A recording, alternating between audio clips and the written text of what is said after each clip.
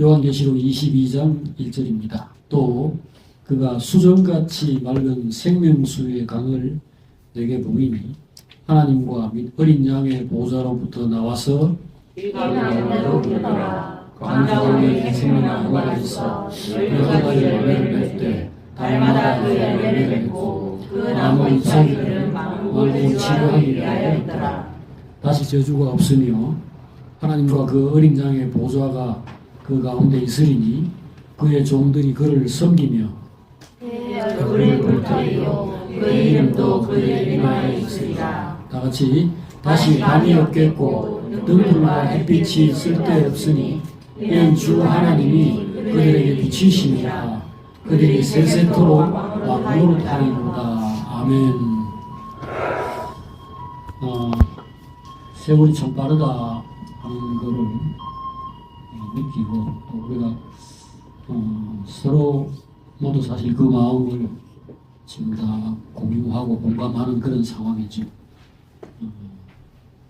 이게 이제 인생 마지막에 정말 이제 90세나 100세가 된 사람들에게 만약에 아주 맑고 분명한 의식이 있어가지고 이제 내일 내가 죽는다. 그런데 충분한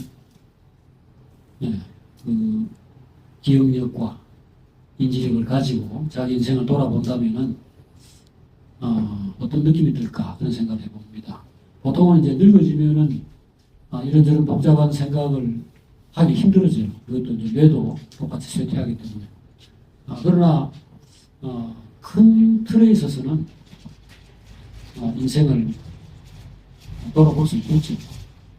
우리가 그때 만약에 하나님 허락하셔서 자신의 인생을 아주 또렷한 지난날을 마치 바로 눈앞에 전경처럼 돌아본다면 얼마나 부끄럽고 후회스러울까 그런 염려를 해봅니다.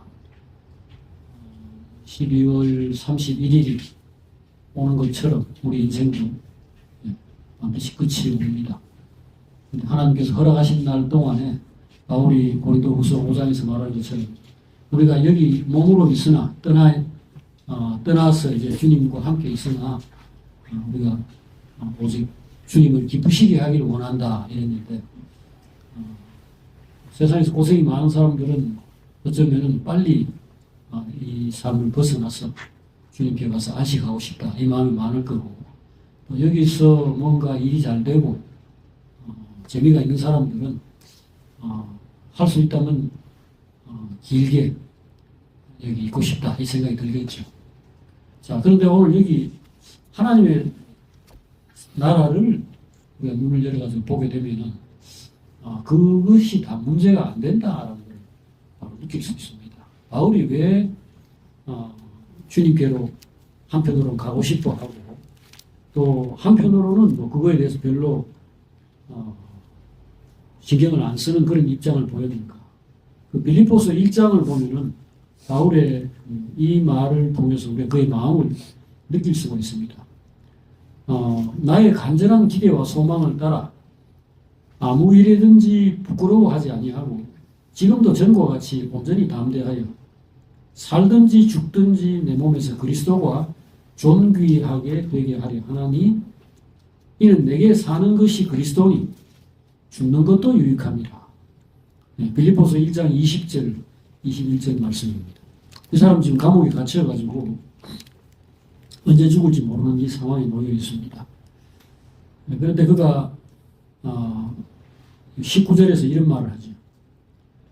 너희의 간구와 예수 그리스도의 성령의 도우심으로 이것이 나를 구원에 이르게 할 줄 안다 그랬습니다.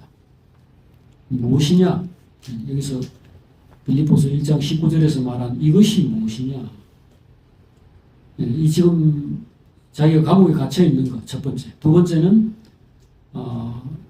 어떤 사람들이 투기하는 마음, 그러니까 시기하는 마음으로 바울이 감옥에 갇혀 있는 동안에 우리가 좀 활동을 좀 해보겠다. 이래가지고 그리스도를 전파하는 이 두 가지 일을 여기서 가리키고 있습니다.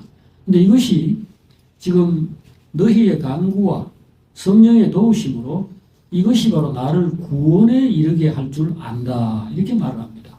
감옥에 갇힌 거, 이것도 안 좋은 상황이죠. 그 다음에 다른 사람들이 바울을 시기해가지고 설치고 다니는 거, 이것도 역시 인간적으로 말하면 안 좋은 상황입니다. 나는 묶여있고. 그런데 그는 이것이 나를 구원에 이르게 할 것이라고 생각하고 있다는 겁니다. 그러니까 이 사람이 자기를 보지도 않고 다른 사람을 보지도 않는다는 것이 분명하죠. 이 사람은 뭘 보고 있는가? 오직 그리스도를 보고 있죠. 나의 간절한 기대와 소망, 바울의 간절한 기대와 소망이 뭔가? 뒤에 나오죠. 지금도 이전과 같이, 즉 감옥에 갇혀있는 지금도 이전과 같이 온전히 담대하여 살든지 죽든지 내 안에서 그리스도가 존귀하게 되게 하려는 것입니다. 갇혀있으면 갇혀있는 상황에서 그리스도를 더 깊이 치면 밖으로 돌아다니면서 열심히 일할 때 체험할 수 없었던 조용히 자기를 돌아보고 하나님의 사랑과 은혜를 자기 안에서 깊이 이제 또 되새기게 되는 시간을 가지는 거죠. 그래서 그가 말하기를 내게 사는 것이 그리스도니, 즉 내가 그리스도 안에서 살고 있기 때문에 죽는 것도 유익하다. 그러나 만일 육신으로 사는 이것이 내 일의 열매일진데 무엇을 택해야 하는지 나는 알지 못하노라. 내가 그 둘 사이에 끼었으니 차라리 세상을 떠나서 그리스도와 함께 있는 게 훨씬 더 좋은 일이라 그렇게 하고 싶으나 내가 육신으로 있는 것이 너희를 위하여 더 유익하니라. 살아있으면은 형제들을 위해서 봉사할 수 있어서 하나님의 일을 할 수 있어서 의미가 있고 그것도 괜찮고, 죽으면은 안식하러 가는 거니까 좋다 그랬죠. 자, 이 고린도 후서 5장에 보면 이보다 더 구체적으로 이 사람 마음에 뭐를 생각하고 있는지 읽을 수 있습니다. 고린도 후서 5장은 290페이지 있는데 여기 보면은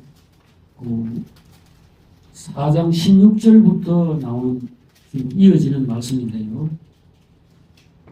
이것을 한번 읽어보십시다. 고린도 후서 4장 16절부터 읽겠습니다. 자, 그러므로 우리가 낙심하지 아니하노니 우리의 사람은 낡아지다. 우리의 속사람은 날로 새로워지리라.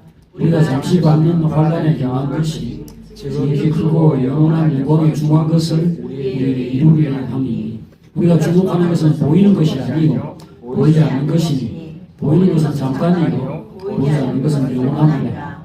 만일 땅에 있는 우리의 장막집이 무너지면 하나님께서 지으신 집 곧 손으로 지은 것이 아니고 하늘에 있는 영원한 집이 우리에게 있는 줄 아느니라. 참으로 우리가 여기에서 탄식하며 하늘로부터 오는 우리 처소로 덧입기를 간절히 사모하노라. 이렇게 이 몸은 우리가 벗은 자들로 발견되지 않느니라. 참으로 이 장막에 있는 우리가 짐진 것 같이 탄식하는 것은 벗고자 함이 아니요 오히려 덧입고자 함이니 죽을 것이 생명의 삼킴과 되게 하느니라. 곧 이것을 우리에게 이루게 하시고 보정으로 성령을 주신 이는 하나님이시니라. 그러므로 우리가 항상 담대하여 몸으로 있을 때는 주와 따로 있는 줄을 아노니 그러나 우리가 믿음으로 행하고 보는 것으로 행하지 아니하며 우리가 담대하여 원하는 바는 차라리 몸을 떠나 주와 함께 있는 그것이다. 그런즉 우리는 몸으로 있든지 떠나든지 주를 기쁘시게 하는 자가 되기를 힘써노라. 자, 여기 어떤 한 사람이 있는데 이 사람은 세상에서 살고 있고 몸을 가지고 지금 살고 있는 사람인데 완전히 다른 세계에서 산다는 것을 볼 수 있습니다. 사는 것이나 죽는 것이 아무 문제가 되지 않는 사람. 그래서 이 사람 안에는 우리가 그 사람은 낡아지나 속 사람은 날로 새로워진다. 그래서 환경을 초월한 평화가 있고 기쁨이 있다라는 걸 알 수 있습니다. 뭐가 이렇게 만드는가? 자, 여기 지금 요한계시록 22장 1절에 나오는 것처럼 생명수 강이 흘러서 이제 하나님의 생명이 우리에게 공급이 되는 그 생명 강가에 내가 심어져 있기 때문에 그렇습니다. 하나님의 생명이 계속 내게 흘러 들어온다는 겁니다. 내가 지금 나무라면 이 생명나무라는 거죠. 이 생명나무는 특징이 뭐냐면은 그 생명수가 뿌리에 계속 공급된다는 겁니다. 이 생명은 어디서 나오는가? 하나님과 어린 양의 보좌에서 나온다라고 되어 있죠. 바울은 지금 감옥에 갇혀 있습니다. 그래서 실제로 얼마 있다가 죽었죠. 그런데 그 빌립보서 1장의 상황에서는 아직까지 죽지 않을 거라고 얘기합니다. 내가 살 것과 너희 무리를 위하여서 내가 조금 더 기여하게 될 것을 내가 확신하다 이런 말을 뒤에 했는데 언젠가는 죽겠죠. 그리고 땅 위에서 하던 모든 일들이 다 끝날 겁니다. 하지만 바울은 나의 일은 끝나지 않으며 나의 생명은 소멸되지 않는다는 걸 알고 있는 겁니다.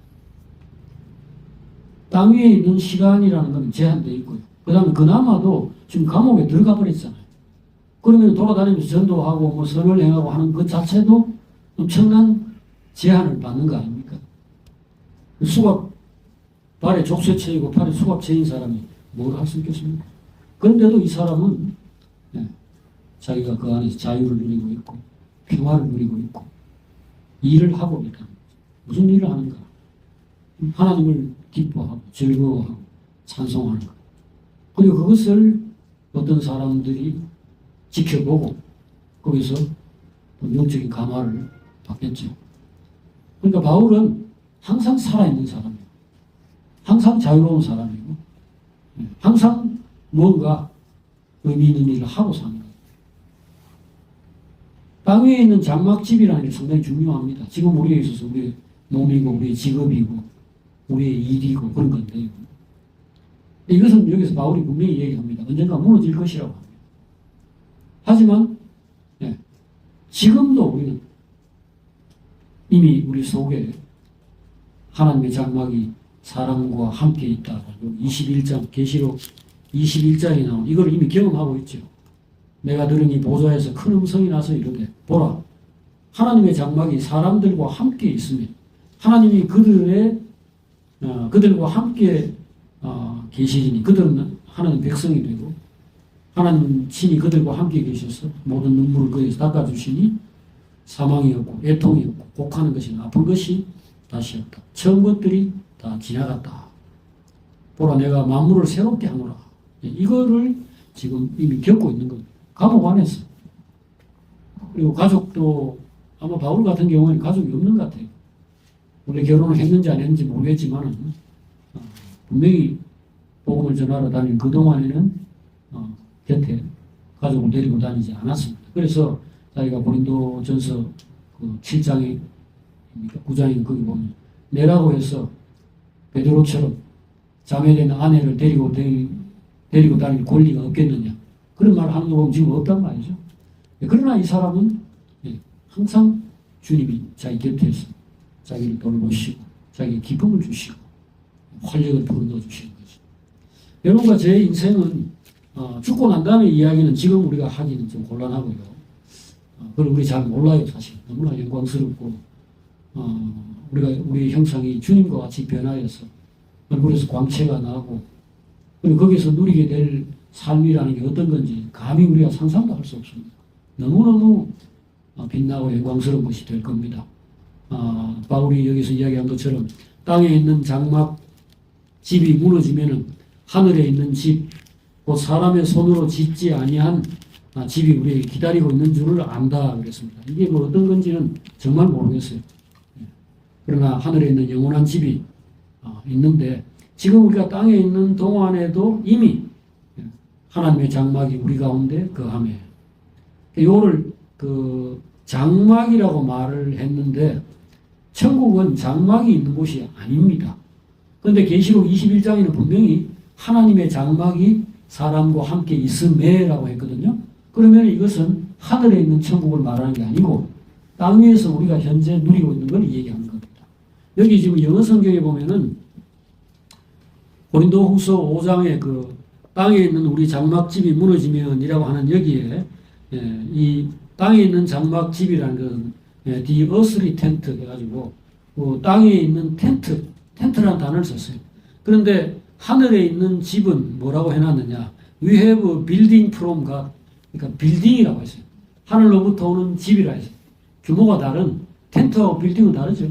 그리고 뒤에 이제 an eternal house in heaven, 하늘에 있는 영원한 집 해가지고 이것도 하우스라고 표현했고 그 앞에는 심지어 빌딩이라고 표현했는데 제일 앞에 땅에 있는 집을 이야기할 때는 장막집 해가지고 earthly tent라고 했단 말이죠. 그러니까 집이 다르죠. 수준이 다르죠.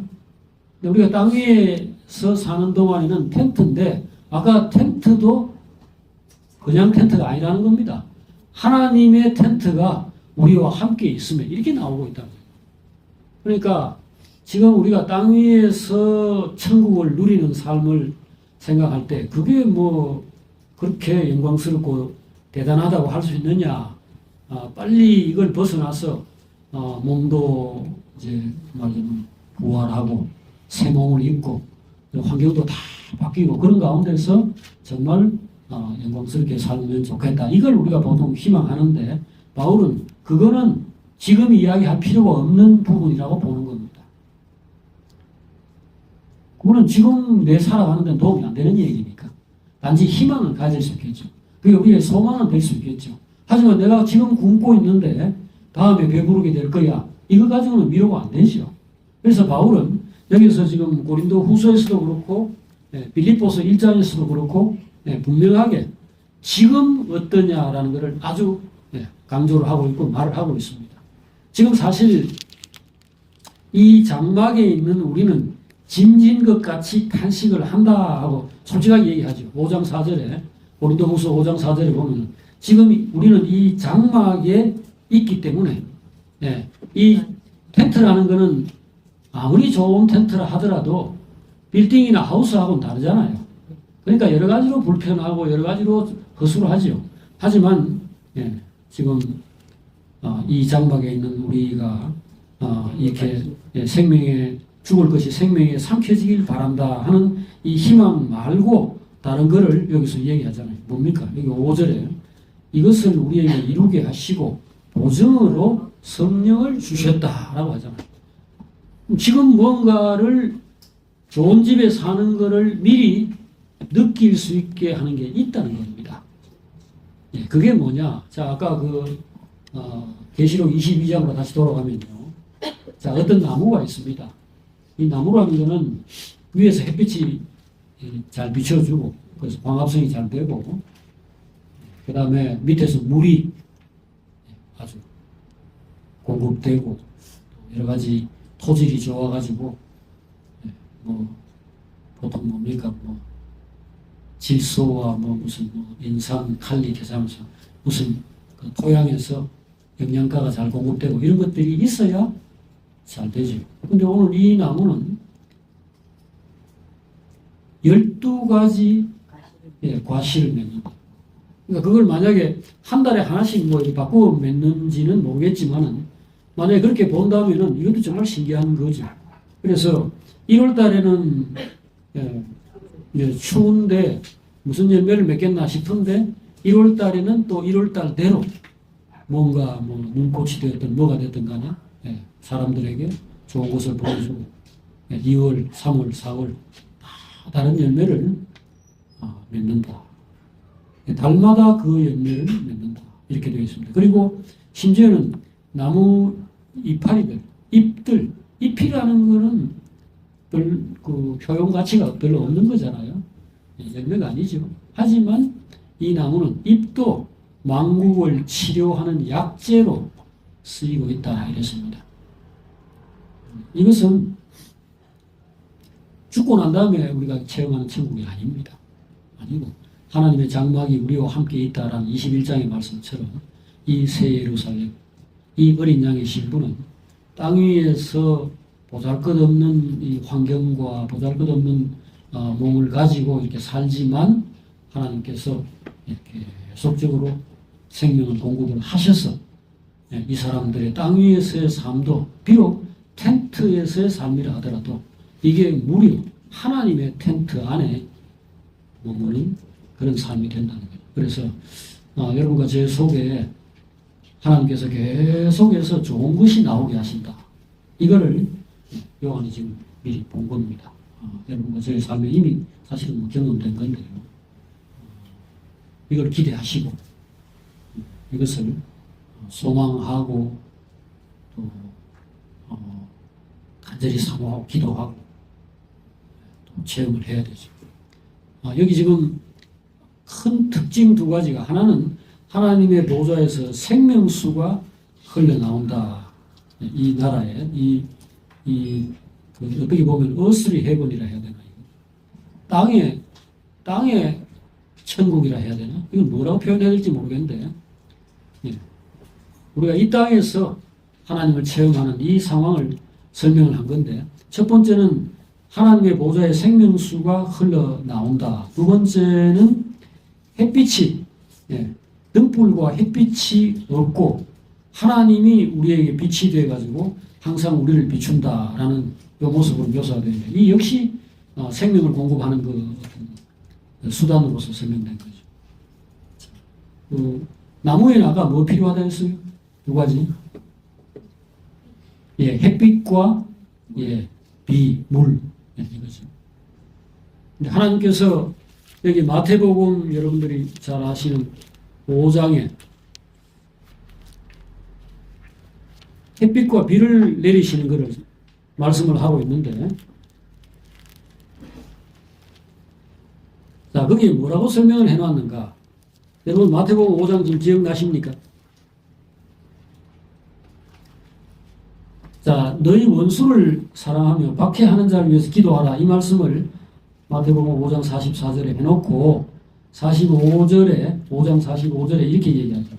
이렇게 하면은 너희가 하늘에 계신 하나님 아버지의 아들이 될 것이다. 왜 그렇게 해야 아들이 되느냐? 이것은 하나님이 해를 악인과 선인에게 비추시고 비를 의로운 자와 불의한 자에게 내려주신다. 모든 사람을 사랑하셔서 모두에게 듬뿍 은혜를 내려주신다는 걸 강조한 겁니다. 하물며 이건 지금 악인과 선인, 의인과 불의한 자를 아울러서 지금 이야기한 건데, 마태복음 6장의 표현을 빌자면은 공중의 새도 하나님께서 먹이시는데 하물며 너희일까 보냐. 이 자녀들에게 하나님께서 생명을 공급하지 않겠느냐 이거죠. 이게 계시록에서 지금 나오는 이 말씀을 통해서 아주 명확하게 설명이 되었습니다. 자, 여러분과 제가 지금 한 해를 살아오는 동안에 뒤를 돌아봅니다. 뒤를 돌아보면은 무슨 생각이 듭니까? 무슨 말을 우리가 할 수 있을 것 같습니까? 고생이 많았다. 사는 건 참 힘들었다. 이게 한편 있겠죠. 그게 사실이니까. 그러나 우리가 눈을 크게 뜨고 본다면 하나님이 나를 오늘 여기까지 이끌어 오셨구나. 내가 지금 살아있잖아요. 지금 죽은 사람 여기 없잖아요. 우리가 살아있는 동안에는 하나님께서 우리를 살리시고 계신다. 우리에게 생명을 주신다라는 것을 아마 우리가 눈을 크게 뜨면 볼 수 있을 겁니다. 그리고 우리가 실패하거나 성공하거나 또는 뭐 편하게 살거나 고생하거나 하는 그 과정들을 생각하면은 좋은 것도 있고 나쁜 것도 있다고 느끼겠지만, 종합적으로 보면은 그 모든 과정을 통하여서 우리 안에서 하나님을 나타냈습니다. 어떤 형태로든지 찬송도 나왔을 것이고, 뭔가 우리의 말과 행동들이 조금씩이라도 변화가 되고, 이것이 우리의 가족들에게, 이웃들에게, 우리의 인내, 우리의 그 선함, 우리의 진실함, 이런 것들이 어떤 형태로든지 조금씩이라도 밖으로 드러났죠. 그 과정을 통해서 우리도 성장하고 하나님은 우리를 통해서 그의 뜻을 이루시고, 이런 삶이 전개된 겁니다. 그래서 다윗 인생 이런 거 우리가 지난 1년 동안 참 깊이 살펴봐오고 있는데 영광스럽기만 한 것은 분명히 아니죠. 하지만 다윗의 인생이 종합적으로 볼 때 굉장히 영광스럽고 복되다라는 것은 아무도 부인할 수 없을 겁니다. 여러분과 저도 그렇습니다. 오늘 이것은 전적으로 하나님께서 계획하신 거, 하나님께서 그 방향으로 우리를 이끌어 가시는 과정에서 되는 겁니다.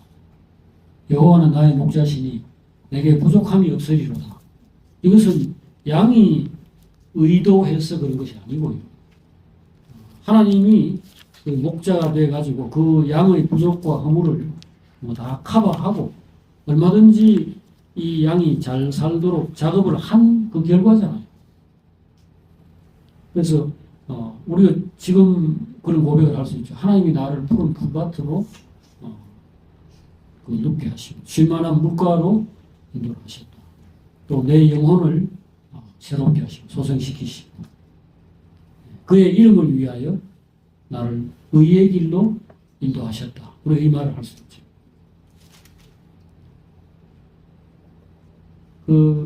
하나님의 최종적인 목적은 우리를 그의 자녀로 삼아가지고 우리 속에 하나님이 온전히 들어오셔서 왕이 되시고 아버지가 되고 우리의 신랑이 되고 그렇게 해서 우리가 연합하는 겁니다. 여기 이게 이제 22장 5절에 계시록 22장 5절에 이렇게 표현되어 있죠. 그냥 4절 5절에 이 사람들의 그 삶의 중심에 하나님과 어린 양의 보좌가 있고 3절에 그러죠. 하나님과 어린 양의 보좌가 그 가운데 있을 것이고 그래서 그 종들이 그를 섬기며 얼굴을 볼 것이고 그의 이름이 그들의 이마에 있으리라. 자, 지난번에 그 계시록 14장에서 시온산에 어린 양과 함께 서 있는 14만 4천 명 이야기를 우리가 봤죠. 그 14만 4천 명의 첫 번째 특징이 뭐였나요? 그건 14장 1절에 나와 있죠. 계시록 14장 1절을 한번 확인해 보세요.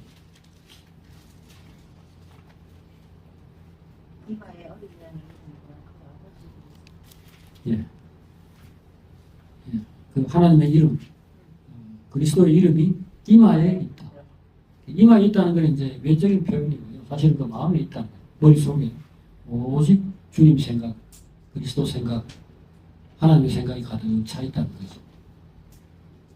자, 우리가 가야 될 표대를 할까요? 그 목표가 이겁니다. 이거고 우리가 돌아봐야 될 기준도 이겁니다. 우리가 과연 잘 살아왔나? 지난 한 해 우리가 어떻게 살았나? 밥 잘 먹고 별탈 없이 잘 지나왔습니다. 이거로는 하늘에 속한 삶을 말할 수는 없고요. 여러분과 제 머릿속에 뭐가 들어있는가? 그걸 생각하면 됩니다. 아까 바울은 내가 여기 있는 것이 괴로운 것은 주님과 떨어져 있기 때문이다 라고 했습니다. 여러분 이 고린도 아까 후서 5장의 그 말은 정말 대단한 말입니다. 이거 5장 6절을 한번 확인해 보십시오. 이건 머릿속에 여러분들이 정말 들어있어서 아까 말한 것처럼 이마에 이것을 새겨져 있길 바랍니다. 지금 이 사람은 믿음으로 행하고 보는 것으로 행하지 않는다고 5장 7절에 말했는데 그 가장 그 핵심 내용이 뭐냐면 이 사람이 정말 모든 것을 믿음의 눈으로 본다는 핵심 내용이 뭐냐면은 몸으로 있을 때는 주와 따로 있는 줄을 안다. 여기 땅에서 사는 것이 내가 사랑하는 그 가족과 떨어져 있는 것이다. 예를 들어서 제가 그 전에 종종 그 사우디아라비아 무슨 사막 같은 데서 건설 현장에서 땀 흘리고 있는 남편이 내가 여기 있는 것은 좋은 상황이 아니다. 이거는 가족하고 같이 있어야 되는데 떨어져 있는 것이다. 라고 보는 겁니다. 여기는 고향이 아니라는 겁니다. 사는 것에 대해, 삶에 대해서 이 시각을 가지고 있다는 것은 이 사람이 그리스도와 지금도 물론 같이 하고 있고 그리스도와 함께 하지만은 그리스도와 완전히 연합해가지고 정말 주님과 온전히 하나로 사는 걸 얼마나 사모하고 있는가. 그래서 이 사람은 그 고린도전서 10장입니까? 거기서 뒤의 것은 보지 아니하고 앞의 것만 본다 그랬죠. 이전에 이룬 것은 생각하지 않는다. 내가 지금 상당한 정도로 사실은 그리스도와 교제를 해왔고 그리스도를 체험했고 지금 내 안에 그리스도가 충만한 상태라고 말할 수 있는데 바울은 그거는 세 발의 피라고 보는 겁니다. 진짜 주님을 만나가지고 얼굴과 얼굴로 주님을 대면하고 그의 형상으로 내가 변화되고 그래서 그분의 생각, 그분의 정신으로 내가 완전히 새롭게 되는 그 날을 내가 지금 기다리고 있기 때문에 지금 내가 뭐 부자가 됐다, 내가 지금 뭐 좀 건강해졌다 하는 이런 것 따위는 아무것도 아니라는 겁니다. 이 사람은 세상에서 삶이 아무리 영광스럽더라도 그걸로 만족할 수 없고 하나님의 약속하신 것이 온전히 이루어지는 그 날을 바라본다라는 거죠. 오늘 여기 계시록 22장은 천국을 소개한 거라고 제가 말씀을 드렸습니다. 근데 이 천국은 죽고 난 다음에 모두가 완전히 변화되어 가지고 영광스럽게 된 상태만을 말하는 것이 아니고 하나님의 생명을 공급받는 나무, 햇빛을 받아야만 되는 나무. 이것은 땅 위에서의 질서를 얘기한 겁니다. 땅에 있어도 얼마든지 우리는 믿음으로 행하고 보는 것으로 행하지 않는다. 하나님이 계속해서 생명을 주시고 붙들어 주시는 걸 의지해서 살아가는 어떤 사람들의 모습입니다.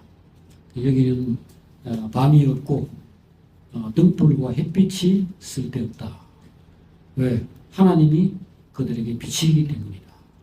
그래서 그들이 결국은 그렇게 되니까 세상에서 왕노릇을 하게 되죠. 그 어떤 사람도 이 정도로 부유한 사람이 없고 이 정도로 여유로운 사람이 없고 이 정도로 자유로운 사람이 없으니까 이 사람들 가는 곳에서 여러분들이 잘 아시는 요셉 같은 사람, 뭐 다니엘이나 다윗이나 뭐 사무엘이나 그 하나님을 견고히 믿었던 이 사람들 한번 상상해 보세요. 그 무엇도 그들을 구속할 수 없고 속박할 수 없고 어디 가든지 감옥에 가도 빛이 나고 감옥에 가도 권세자가 되고 그걸 누리는 거죠. 올해 한 해 동안 하나님께서 우리에게 베푸신 이 은혜를 여러분들이 이제 돌아보시면서 다른 한편으로 나는 어디까지 왔는가. 바울은 항상 이전에 가진 것들, 이전에 이룬 것들, 이런 것들은 전혀 생각하지 않고 오로지 앞을 향해서 이렇게 달려간다고 그랬는데 우리도 그렇게 해가지고 최후의 시온산에 그 어린 양과 함께 우뚝 서 있는 그런 사람이 되기를 바랍니다. 기도하겠습니다. 하나님 아버지 감사합니다. 저희들을 뵙게주시고 돌봐주셔서 오늘 여기 왔습니다.